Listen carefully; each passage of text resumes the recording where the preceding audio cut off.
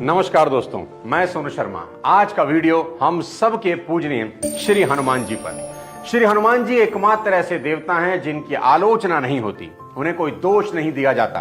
कई देवता ऐसे हैं जिनकी हम पूजा तो करते हैं पर क्रिटिसाइज भी करते हैं। देवराज इंद्र की पूजा होती है लेकिन लोग उनकी आलोचना भी खूब करते हैं। ब्रह्मा जी के पुत्र देवर्षि नारद जी की पूजा होती है पर लोग उनकी आलोचना भी करते हैं। जो इंसान इधर की बात उधर करे उसे नारद मुनि तक कहने लगते हैं। यहां तक कि हनुमान जी के आराध्य श्री रामचंद्र जी को भी लोग क्रिटिसाइज करते हैं कि उन्होंने अपनी पत्नी मां सीता की अग्नि परीक्षा करवाई और किसी धोबी के कहने से उन्हें अयोध्या से बाहर निकाल दिया। इस हिंदुस्तान में लोग भगवान कृष्ण की आलोचना भी करते हैं कि वो छलियां हैं, चोरी करते हैं। उन्होंने महाभारत के युद्ध में कई बार अधर्म से युद्ध किया, लेकिन हनुमान जी एकमात्र ऐसे देवता हैं जिनका एक भी आलोचक आपको पूरे संसार में ढूंढने से नहीं मिलेगा। आपको उनकी एक भी कमी नहीं मिलेगी। इस चिरंजीवी देवता की यह उपलब्धि उन्हें कलयुग का सबसे लोकप्रिय देवता सिद्ध करने के लिए पर्याप्त है। उनके लिए एक ही बात कह सकते हैं कि नहीं लगा सकता इनके कद का कोई अंदाजा, एक आसमान है फिर भी सर झुकाकर खड़ा है। इस वीडियो में श्री हनुमान जी के जीवन से ऐसी 3 बातें सीखेंगे जिनको अपनी लाइफ में अप्लाई करके आप बेहद कामयाब और पूजनीय बन सकते हैं। इसलिए इस वीडियो को लास्ट तक देखिए, न जाने कौन सी बात आपकी जिंदगी बदल दे। पहली सीख, अगर जीवन में कामयाब होना है तो जिम्मेदार बनो। आपको आगे बढ़कर जिम्मेदारी उठानी होगी। You should take responsibility. और याद रखना कि जिम्मेदारी कभी दी नहीं जाती, खुद आगे से बढ़कर ली जाती है। जब राम रावण युद्ध में लक्ष्मण मूर्छित हुए तो राम विलाप करते हुए कहते हैं, हे लक्ष्मण, मैं अयोध्या जाकर क्या मुंह दिखाऊंगा कि अपनी पत्नी को पाने के चक्कर में अपने भाई को खो दिया। तुम जागते क्यों नहीं? राम बेहद दुखी हैं और उनका दुख वहां खड़े सभी देख रहे हैं पर कोई कुछ कह नहीं रहा, कोई कुछ कर नहीं रहा। श्री हनुमान जी भी वहीं खड़े हैं और सब देख और सुन रहे हैं। वो खुद से आगे आते हैं और पूरी जिम्मेदारी लेकर कहते हैं कि हे भगवान, आप चिंता ना करें, काल की भी ताकत नहीं जो लक्ष्मण भैया के प्राण ले सकें। और अगर आप आदेश करें तो एक छलांग लगाकर चांद को ले आऊं और उसको निचोड़कर उसमें से अमृत निकालकर लक्ष्मण जी के मुंह में रखकर उन्हें जीवित कर दूं। हे प्रभु, जो आप आज्ञा दें तो पैर की एक ही लात से धरती को फाड़कर पाताल लोक में जाकर जहां सर्प अमृत कुंड की रक्षा करते हैं वे कुंभ ले आऊं और उस अमृत से लक्ष्मण को स्नान करा दूं। भगवान, आप आदेश करो तो काल को भी पकड़कर यहां ले आऊं, बस आप आदेश करो। क्या गजब की चीज है सीखने की। हनुमान जी से किसी ने कहा नहीं ये सब करने के लिए, लेकिन वो खुद से सभी रिस्पॉन्सिबिलिटी उठाने को तैयार हैं। और उस वक्त भगवान खुद शोक में डूबे हुए हैं, उन्हें कोई सुध नहीं।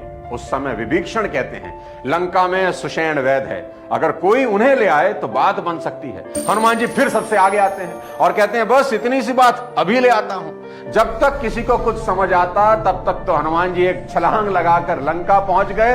रात हो गई, सभी सो गए हैं। हनुमान जी ने सोचा, अगर वैदराज से रिक्वेस्ट करूंगा चलने की तो शायद ये मानेंगे नहीं। हनुमान जी बेहद चतुर हैं, होशियार भी हैं। उन्होंने वैद सुषेण का घर जड़ समेत उखाड़कर वहां रख दिया जहां लक्ष्मण जी मूर्छित हैं। हनुमान जी ने कहा, वैदराज, इनकी दवा कीजिए। सुषेण लक्ष्मण की नब्ज देखते हैं तो कहते हैं, करीब करीब असंभव है। हनुमान जी फिर से आगे आते हैं, रिस्पॉन्सिबिलिटी लेते हैं और कहते हैं, आप बताइए तो सही क्या करना होगा। सुषेण कहते हैं, महावीर, इलाज तो है परंतु अति कठिन और असंभव है। अति दूर उत्तर दिशा में हिमालय पर्वत पर संजीवनी नाम की औषधि है, उसे लाना होगा। हनुमान जी फिर जिम्मेदारी उठाते हुए कहते हैं, बस इतना ही, अभी जाकर ले आता हूं, कौन सी बड़ी बात है। तब सुषेण चेतावनी देते हुए कहते हैं कि महावीर, इस औषधि को प्रातःकाल सूर्य उदय से पहले लाना होगा। सूर्य उदय से पहले उस औषधि की 2 बूंदें अगर लक्ष्मण के मुंह में डाली जाएं तो लक्ष्मण खड़े होंगे, पर सूर्य उदय के बाद यह औषधि किसी काम की नहीं।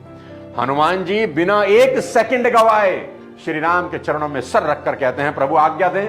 यहां राम बहुत दयनीय भाव से हनुमान से पूछते हैं, पवन पुत्र, सूर्य उदय होने से पहले क्या तुम आ पाओगे? लंका से हिमालय तो बहुत दूर है। अब यहां हनुमान जी का आत्मविश्वास देखिए, विल पावर देखिए। वे बोले, प्रभु आपकी आज्ञा होगी तो आ जाऊंगा। और सूर्य की इतनी ताकत नहीं कि वह उदय हो, अगर उसने उदय होने का साहस भी किया तो मैं उसे अपने मुख में रख लूंगा, बस आप आज्ञा दें। भगवान ने अपने दोनों हाथ हनुमान जी के सर पर रखे और सियावर रामचंद्र की जय कहकर हनुमान जी ने छलांग लगाई। तो देखने वाले कहते हैं कि हनुमान जी जाते हुए दिखे ही नहीं, बस एक रेखा जाती हुई दिखाई दी और हनुमान जी संजीवनी बूटी लेकर रात ही रात में लौट आए। इस पूरे एपिसोड में क्या सीखा? रिस्पॉन्सिबिलिटी लेना, हर काम में आगे बढ़कर कहना कि मैं करूंगा, चाहे काम कितना ही मुश्किल क्यों ना हो। और याद रखना, रिस्पॉन्सिबिलिटी कभी नहीं दी जाती, बस ली जाती है। सिर्फ यही एक सूत्र पूरी जिंदगी बदलने के लिए काफी है। अब दूसरी सीख देता हूं आपको, हमेशा बड़ा काम करने की कोशिश करना। जानते हैं दुनिया किसको याद रखती है या फिर किसको बड़ा रिवॉर्ड देती है? दुनिया उसी को याद रखती है जो बड़े काम करते हैं। श्री हनुमान जी को लोग युगों के बाद भी इसलिए याद रखते हैं क्योंकि उन्होंने जीवन में बड़ी बड़ी चुनौतियों का सामना किया। उन्होंने 400 कोस का समुद्र लांघ दिया जो असंभव था। वो अगर कोई नदी नाला लांघते तो शायद कोई उन्हें याद ही नहीं रखता। जब लक्ष्मण मूर्छित हुए तो वो लंका से हिमालय चले गए संजीवनी बूटी लेने और रात रात में लौट आए। कितना इम्पॉसिबल सा काम था, पर उन्होंने किया। और अहिरावण जब श्री राम लक्ष्मण को बांधकर पाताल लोक ले गया उनकी बलि देने के लिए, तो हनुमान जी पाताल लोक चले गए और अहिरावण को मार डाला। और जब भगवान नागपाश में बंधे तो हनुमान जी ही थे जो गरुड़ को देवलोक से ले आए और भगवान को बंधन मुक्त कर दिया। अगर आप नोट करें तो एक एक काम इतना बड़ा है कि बड़े से बड़े इंसान के सोच कर ही पसीने छूट जाएं, लेकिन बजरंगबली सभी कामों को शानदार तरीके से पूरा करते हैं। देखो दोस्त, क्रिकेट में अगर कोई टीम 60-70 रन पे ऑल आउट हो जाए और दूसरी टीम स्कोर चेज कर भी ले, क्या बड़ी बात हो गई। उस मैच को कौन याद रखेगा? लेकिन साउथ अफ्रीका ऑस्ट्रेलिया का वो मैच आज भी लोग याद रखते हैं जब साउथ अफ्रीका ने 434 रन चेज करके ऑस्ट्रेलिया को धो दिया। सबक बड़ा सीधा है। दुनिया बड़ी अचीवमेंट को याद रखती है। जैसे कोई डॉक्टर अगर आपकी खांसी जुकाम का इलाज करे तो आप कितनी कीमत देंगे? कुछ भी नहीं। लेकिन अगर वही डॉक्टर ब्रेन ट्यूमर का इलाज करे तो आप अपना सब कुछ दे देंगे। सबक फिर वही है कि दुनिया आपको बड़ा काम करने का रिवॉर्ड देती है और सदियों तक याद रखती है। याद रखना दोस्त, जिंदगी में बड़ा काम करने की कोशिश करना। आखिरी में सबसे इंपॉर्टेंट लर्निंग जो आज के टेंशन के माहौल में सबसे ज्यादा जरूरी है, जो हमें हनुमान जी से सीखनी चाहिए, वो है सदा खुश रहना, प्रसन्न रहना। मैं तो हमेशा कहता हूं कि प्रसन्न मन में ईश्वर का वास होता है और दुखी लोगों के आसपास चांडाल नाचते हैं। आप पूरी रामायण पढ़िए, आप हनुमान जी को कहीं भी दुखी नहीं पाएंगे। रामायण का करीब करीब हर पात्र दुखी है हनुमान जी को छोड़कर। राम दुखी हैं, रो रहे हैं, कोई पत्नी को उठाकर ले गया है। सीता वहां रावण की अशोक वाटिका में दुखी हैं। लक्ष्मण जी भी गुस्से में हैं, मंथरा पर गुस्से में हैं, कैकेयी पर गुस्से में हैं। महाराज दशरथ राम के वियोग में दुखी हैं, इवन प्राण तक दे देते हैं। भगवान राम की तीनों माताएं दुखी हैं। भरत भी रो रहे हैं, अपनी मां को कोस रहे हैं और रावण तो परेशान है ही।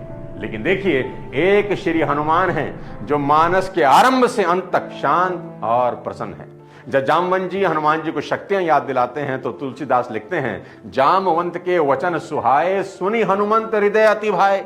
हनुमान जी बहुत खुश हो गए और बोले, सीता जी को खोजने का काम जरूर पूरा होगा क्योंकि मेरा मन बड़ा प्रसन्न है, मैं बहुत खुश हूं।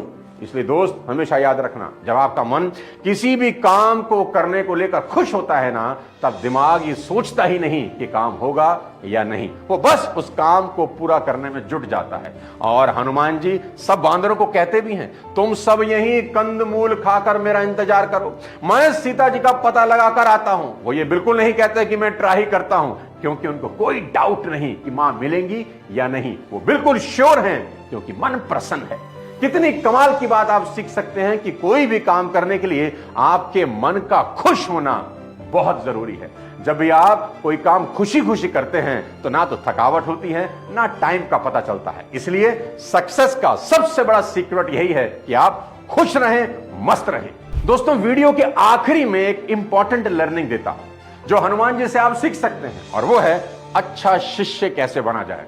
देखो दोस्त, शिष्य तो रावण भी था शंकर भगवान का, उससे बड़ा तो कोई शिष्य भगवान शंकर का हुआ ही नहीं। उसने अपने 10 सर काटकर महादेव को चढ़ा दिए, फिर भी कुल समेत मारा गया। क्या फर्क है रावण और हनुमान जी के बीच? मैं बताता हूं। रावण को अपनी ताकत का घमंड है, हनुमान जी को अपनी ताकत का एहसास तो है पर घमंड बिल्कुल भी नहीं।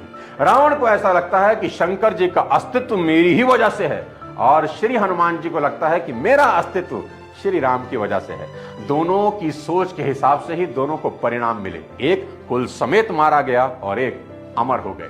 पूजा तो दोनों ही करते थे अपनी गुरु की, इसलिए कहता हूं कि शिष्य बनना तो हनुमान जी जैसा बनना, रावण जैसा नहीं। साथियों, वीडियो अगर पसंद आया हो तो चैनल को सब्सक्राइब कर दें और वीडियो को सभी हनुमान भक्तों को भेज दीजिए और कमेंट में बताना कि कौन सी सीख सबसे अच्छी लगी। यह भी बताना कि किस टॉपिक पर आप अगला वीडियो देखना चाहते हैं। अगले किसी और वीडियो के साथ फिर जल्दी मिलता हूं, तब तक अपने स्वास्थ्य का ध्यान रखिए। जय श्री राम।